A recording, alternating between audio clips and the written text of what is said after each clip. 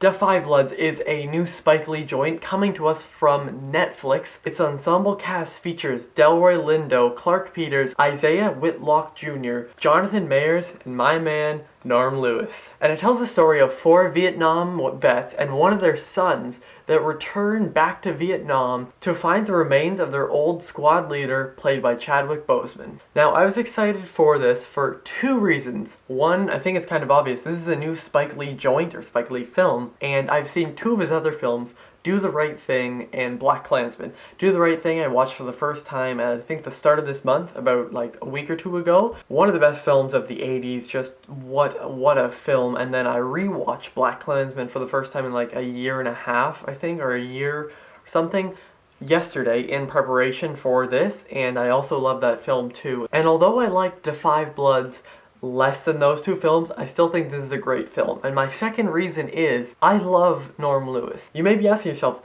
who is this guy? Well, I've seen him, well, I didn't see him live, but I saw him in many videos as the Phantom, of course. He played him in 2014, I think on Broadway with Sierra Boggess, and I've seen videos, of course, he is just amazing there, and I've seen him in the 25th anniversary of Les Mis as Javert, the bad guy, and I was very excited to see him in something that wasn't related to musicals, and he was great along with the rest of the cast. And that's probably my favorite thing about the film. The whole cast is great, all these vets, along with the one son who returned back here, are all amazing, and even the supporting people too. Well, like, I consider there's no true lead here, I think. And if the lead would be someone, it'd be Delroy Lindo, who deserves an Oscar for his performance. My God, was he great. He suffers from PTSD, as all these soldiers do, but it's very visible throughout the film, and this isn't a spoiler, this is the plot of the film, but basically, Chadwick Boseman in the flashback, he was their old squad leader, and something happened to him, and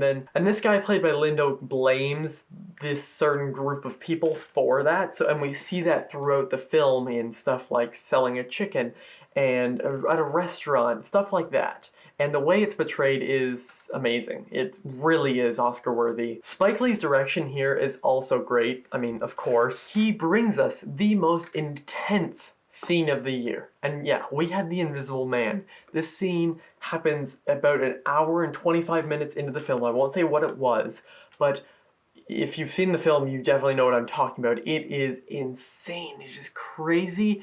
And it's my favorite sequence, sequence of the year. It happens for about 5-10 minutes. And Spike Lee built this tension that was almost Fincher-like. Terrence Blanchard, I'm sorry if I pronounced your name wrong, his original score here is awesome. It's my personal favorite of the year so far. I think it deserves an Oscar nom too, as a lot of these things do.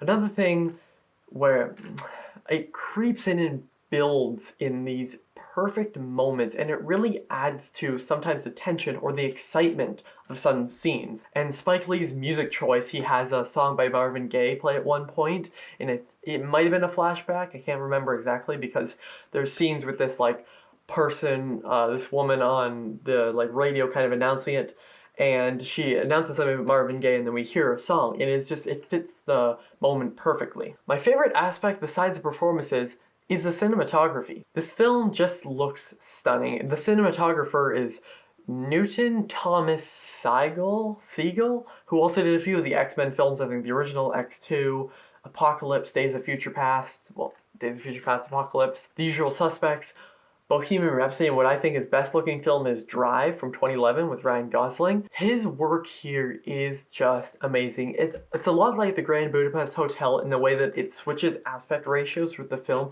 So the flashback scenes with Chadwick Boseman are in the box-like ratio where it's like, and then in the present it's with the black bars, and then when they get to Vietnam it stretches all the way up to the top, and I mean, that was my favorite part. I think it looked the best when it was fully stretched, the way the camera moved, all that just looked the best then, but those flashbacks also battle really close because I feel like they shot on some different type, like I don't really know 35mm, all stuff like that, but I feel like they shot on something like that, more grainy and of its time look, and I mean that in the best way possible. The dialogue feels real and authentic, and nothing here feels forced, but this film is not flawless. It's a great film, but they could have cut off about 25-30 minutes from it. It's 2 hours and 35 minutes, and it didn't need to be. I feel like in that first act, it does drag a lot. You're waiting for these people to get to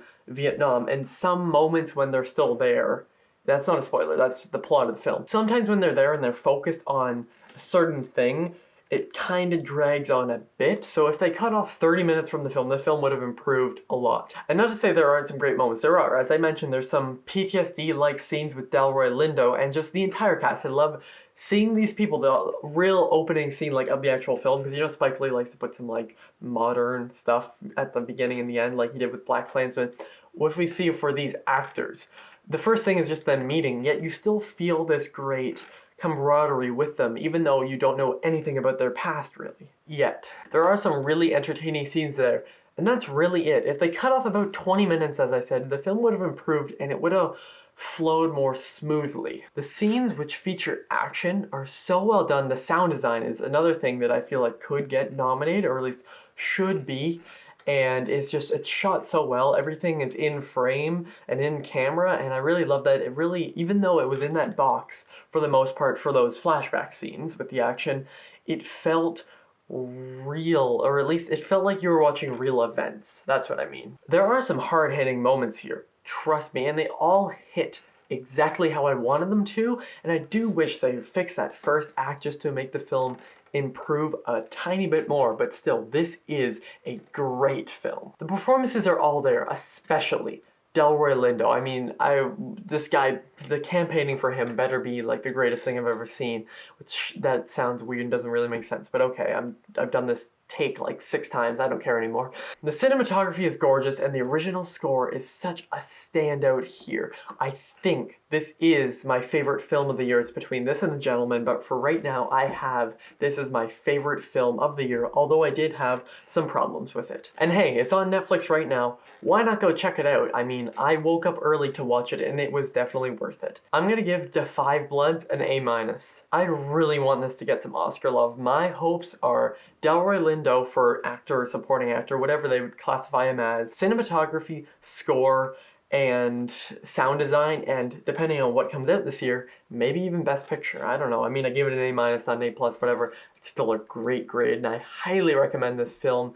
It has some pretty brutal stuff in it at times, and it has war elements, obviously, it's talking about Vietnam, but I highly recommend it if you are a fan of movies like this. It's not really a war movie in the way that Saving Private Ryan or even Apocalypse Now is, even though there is a scene where they're in a club. It's in the trailer where Apocalypse Now is like, there's a big poster of it and it goes back, but whatever. I might do a smaller spoiler video on this because there are, well, it's not even going to be a spoiler review, it's going to be more of a spoiler talk, because there are a few scenes, especially that really tense one, that I want to talk about, but don't quote me on that though. Thank you all for watching. If you've seen Da 5 Bloods, let me know what you thought in the comments down below, or do you plan on watching it? What is your favorite Spike Lee joint? My personal favorite is still Do the Right Thing, but I do have to watch Malcolm X very soon, but it is 3.5 hours, so I gotta find the perfect time.